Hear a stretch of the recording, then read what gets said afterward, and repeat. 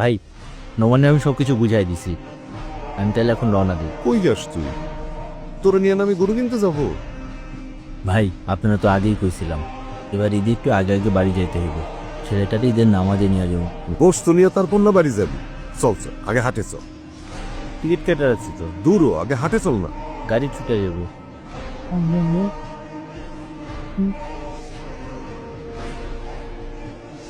ওরা চলে আসছে?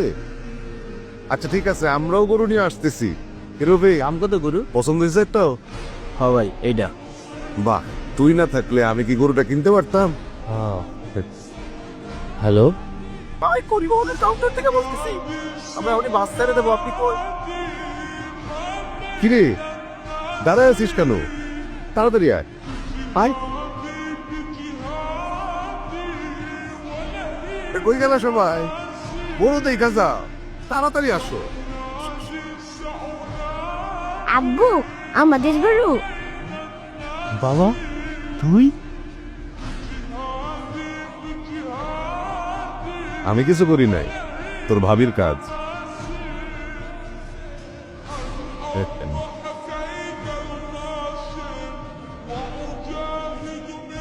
কোরবানি কার পক্ষ থেকে হবে? হ্যাঁ এই যে এটা নিয়ে ওর কাছে দে।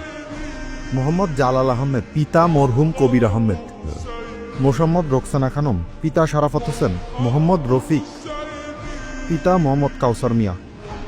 ভাইজান আরে তুই তো আমার ভাই, তোরে সারা কুরবানি দিই কেন? ঈদ মোবারক।